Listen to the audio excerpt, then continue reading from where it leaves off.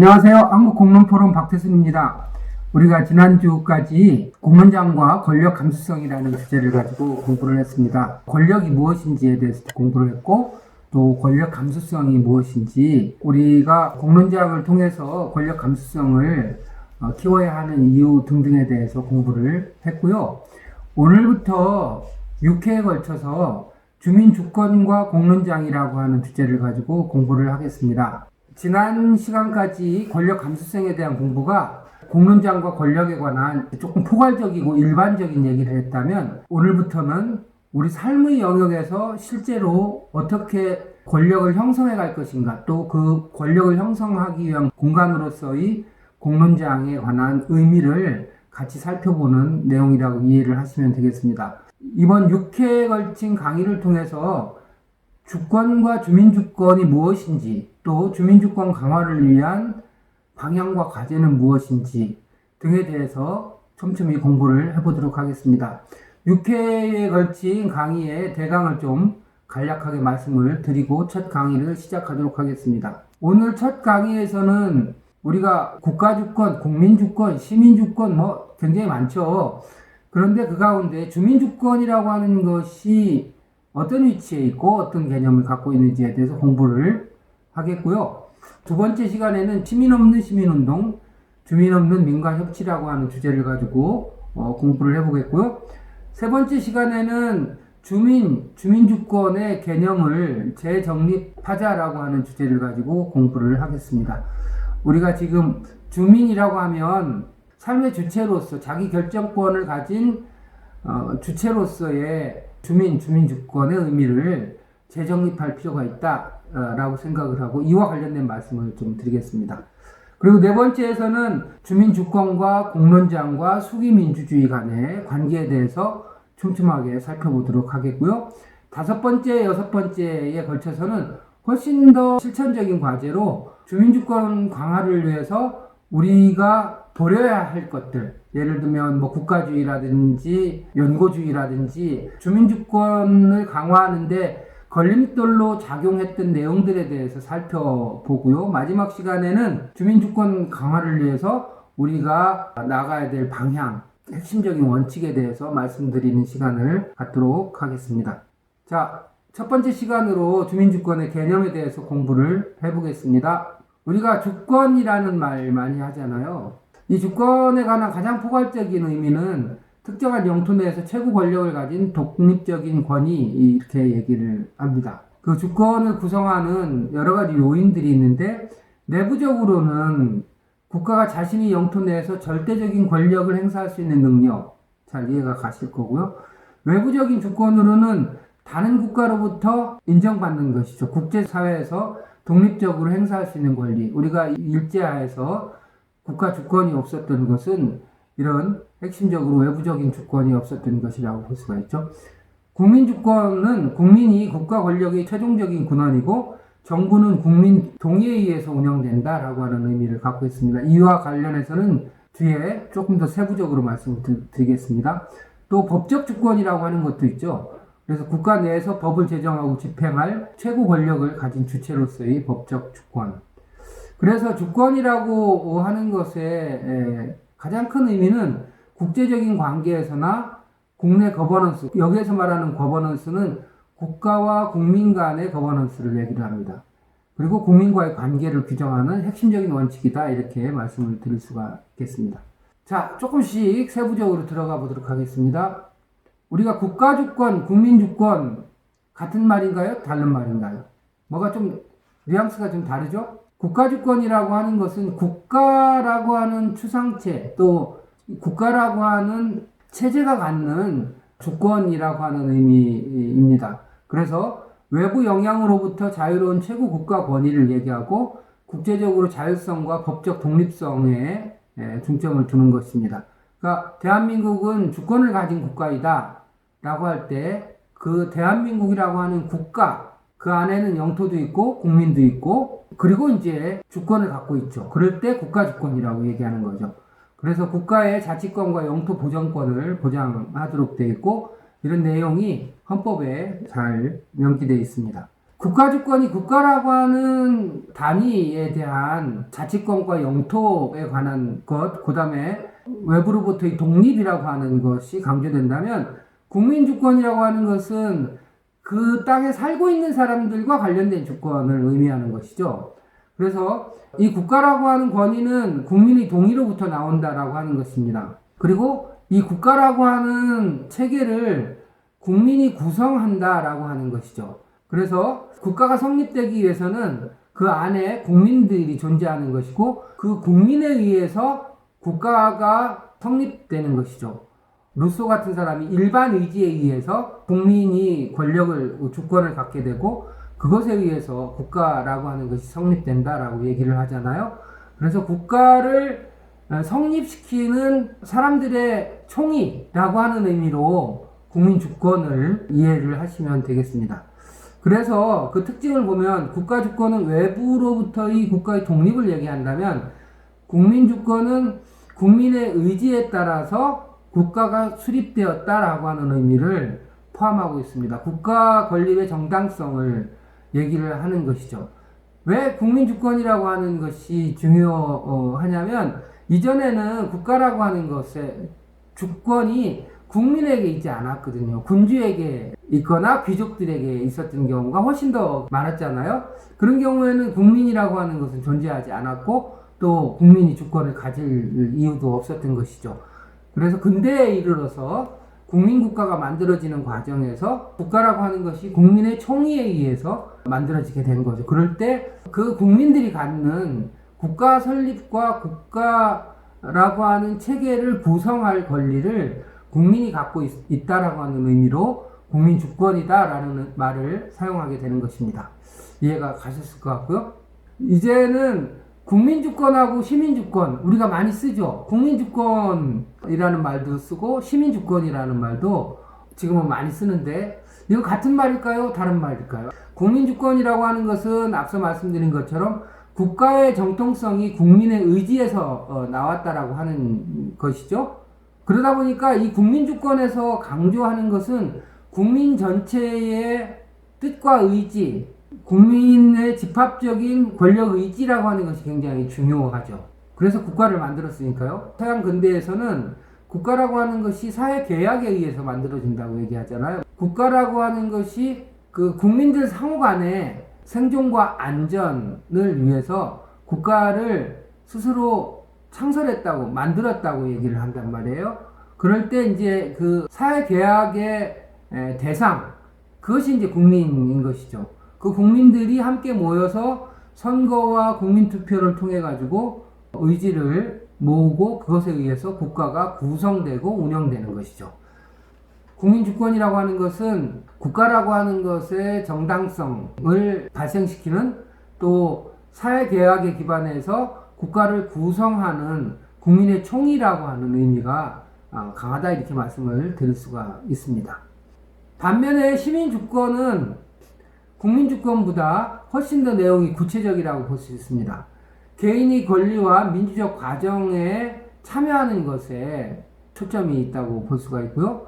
투표 외에 정책 결정과 직접적인 참여를 중시하는 것이죠. 그리고 개별 시민의 권한 강화와 적극적인 거버넌스 참여를 중시한다라고 얘기를 하고 있습니다. 즉, 시민주권이라고 하는 것은 국민주권과 같이 일반 의지, 총의로서가 아니라 시민 개개인, 시티즌 개개인의 민주적 절차와 과정에 참여하는 것이 굉장히 중요하고, 시민의 뜻과 의지가 국가라고 하는 것에 어떻게 구체적으로 반영되느냐라고 하는 것이 굉장히 중요한 것이죠. 국가라고 하는 틀만 가지고 되는 것이 아니라, 국가가 구성되고 운영되기 위해서는 정책도 있어야 되고, 법률도 있어야 되고, 각종 제도도 있어야 되잖아요. 그럴 때 그 구체적인 내용을 형성해내는 주체로서의 시민을 얘기를 하는 거죠. 국가라고 하는 것은 국민에 의해서 만들어지고 시민에 의해서 운영된다, 이렇게 얘기할 수도 있는 것입니다. 그래서 중요한 차이점을 좀 살펴보면, 국민주권은 집합적 의지와 정통성을 강조한다면, 시민주권은 개인의 권리와 참여 메커니즘을 중시합니다. 그리고 참여 메커니즘에는 국민 주권은 광범위한 민주적인 거버넌스, 즉 국가와 국민 간의 관계라고 하는 것에, 국가라고 하는 것은 귀족이라든가 1인자라든가 독재자라든가 아니라 국민이라고 하는 다수에 의해서 국가가 건설된다라고 하는 의미로서의 거버넌스를 말하는 것이고, 시민주권에서 말하는 메커니즘이라고 하는 것은 그보다 훨씬 더 구체적이고 세부적인, 직접적이고 적극적인 참여를 통해서 그 국가에 필요한, 국가의 구성과 운영에 필요한 것에 참여하는 것을 의미한다, 이렇게 이해를 하시면 되겠습니다. 국가가 구성되고 운영되기 위해서는 따라서 이 두 가지가 다 필요하겠죠. 그래서 거기 상호 연결성 부분을 보면 강력한 민주주의를 위해서는 두 가지 개념이 모두 필요한 것이고, 국민주권은 정부 정통성의 기반이 되는 것이고, 시민주권은 이 정통성이 개별 시민에 의해서 어떻게 표현되고 유지되는가를 말하는 것이다, 이렇게 이해를 하시면 되겠습니다. 자, 한 단계 더 들어가서 보겠습니다. 우리가 지금 뭐 국가, 국민, 시민을 모두 얘기하는 이유는 사실은 주민, 또 주민주권이 무엇인지를 이해하기 위해서 어떤 차별성이 있는지를 정확하게 이해하기 위한 과정이다, 이렇게 보시면 되겠습니다. 시민과 시민권의 개념에 대해서 간단하게 살펴보면요, 뭐 잘 아시는 것처럼 고대 그리스 아테네에서 시민권 개념이 생겼죠. 그래서 아테네에 있는 성인 남자들이 정기적으로 정치적 결정 과정에 참여하면서 시민과 시민권이 발생했다, 이렇게 볼 수가 있습니다. 그리고 이제 이게 오랜 잠복기를 거친 다음에 근대 유럽에 있어서 국민국가가 만들어지면서 그 국민국가 내에서 사람들의 제 권리를 어떻게 확보할 것이냐라고 하는 문제를 가지고 시민권이라고 하는 것이 형성이 되기 시작하죠. 예를 들면 프랑스 혁명을 통해서 시민은 말할 권리가 있고, 시민은 재판을 받을 권리가 있고, 또 시민은 부당한 세금을 내지 않을 권리가 있고 등등 해서 인권선언을 이렇게 프랑스 혁명을 통해 가지고 형성해 내잖아요.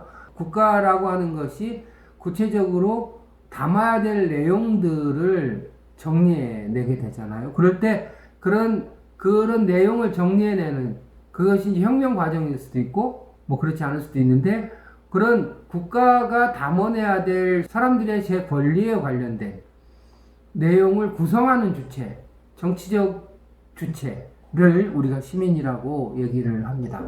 그래서 이렇게 프랑스 국가인 라마르세즈를 보면은 거기 계속해서 시민이여 라는 말이 나오잖아요.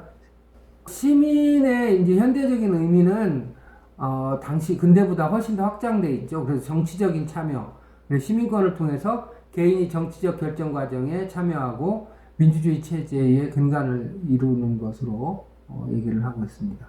이제 국민투표라든가 그런 것뿐만 아니라 각종 거버넌스나 각종 위원회나 뭐 이렇게 다양한 국가기구에 참여하잖아요. 그리고 이제 사회적인 제 권리를 의미합니다. 그래서 투표권뿐만 아니라 교육 및 보건 서비스, 개인의 삶의 질과 관련된 권리를 포함하고 있는 것이고요. 그리고 다양한 이제 민주적인 권리들, 소수자에 대한 권리라든가 차별철폐라든가 이런 여러 가지 시민의 삶과 관련된 내용들을 포괄하고 있다. 그래서 정치, 사회, 문화적인 또 민주주의 확장과 관련된 내용을 지금은 시민의 권리로 확장되었다, 이렇게 이해를 하시면 되겠습니다. 그래서 시민이라고 하는 것은 결론적으로 정치적 참여와 개인 권리 보장이라고 하는 민주주의 핵심적인 가치를 말하는 것이고, 시대와 함께 쭉 확대되어 왔다고 볼 수가 있죠. 그래서 훨씬 더 보편적인 것으로, 포괄적인 것으로, 다양한 사람들에게 적용되는 것으로 확대되어 왔다고 볼 수가 있습니다. 자, 그렇다면 주민주권이라고 하는 개념은 이 시민이라고 하는 것과 어떤 차별성이 있는 것일까요?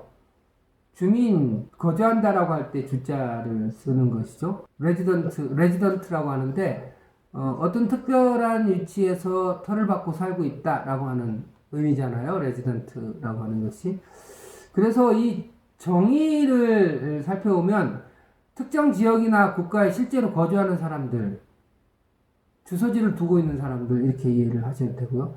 해당 지역의 법률이나 사회적 멤버, 시민권 없는 경우도 있다. 이거는 외국인 노동자가 우리나라에 와서 시골에서 정주하면서 농사를 짓는 경우에 그 사람은 대한민국 시민권을 확보하지 못한 상황에서는 주민으로서 존재하는 것이죠.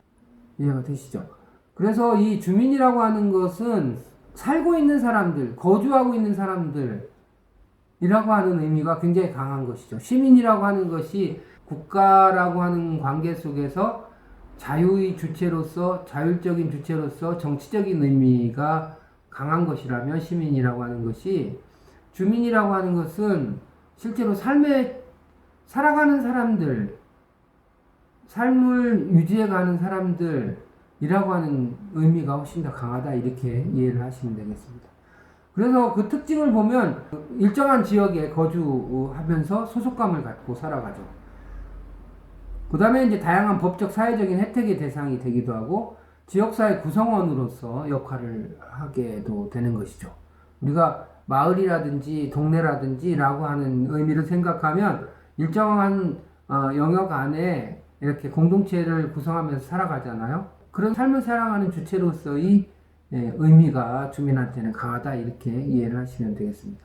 따라서 이 주민주권이라고 하는 것도 그 의미로 보면 주민이 자기 거주지역에서 정치적, 사회적, 경제적 결정 과정에 직접 참여하고 영향을 미칠 수 있는 권리와 능력이다, 이렇게 표현할 수가 있습니다. 그리고 이제 그 중요성으로 보면 지역사회에서 평등한 참여가 보장돼야 되고, 지역사회 결정 과정에서 주민의 목소리와 이익이 잘 반영이 돼야 되고, 그리고 자신들이 직면한 문제에 대해서 스스로 자율적으로 문제 해결을 모색할 수 있어야만 된다. 그러니까 주민이라고 하는 것은 삶의 영역에서 자율적인 의사결정을 할 수 있는 존재해야 한다라고 하는 의미를 담고 있습니다. 그런데 실제 현실에서는 어떤가요? 우리가 이렇게 행정중심 국가에 살고 있다 보니까 이 주민 내지는 주민의 자율성, 주민주권이 행정에 의해서, 국가 권력에 의해서 보장받지 못하고 침해되는 경우가 굉장히 많죠. 그래서 주민주권이, 실제로 우리 사회에 주민주권이 제대로 실현되고 있느냐 라고 하는 점은 곰곰이 생각을 해봐야 될 점이라고 볼 수 있습니다. 이렇게 해서 오늘 국가주권, 국민주권, 시민주권, 주민주권이라고 하는 의미들을 살펴보았습니다. 이런 의미를 살펴보는 중요한 이유는 무엇이냐면, 우리에게, 우리 삶의 주체에게 필요한 주민주권이라고 하는 것이 이 제 주권 가운데 어떤 위치에 있는 것이냐, 그리고 또 그것이 왜 필요하냐라고 하는 것을 위치매김하기 위해서다, 이렇게 말씀을 드릴 수가 있습니다. 오늘 강의가 좋으셨으면 구독과 좋아요 부탁드립니다. 감사합니다.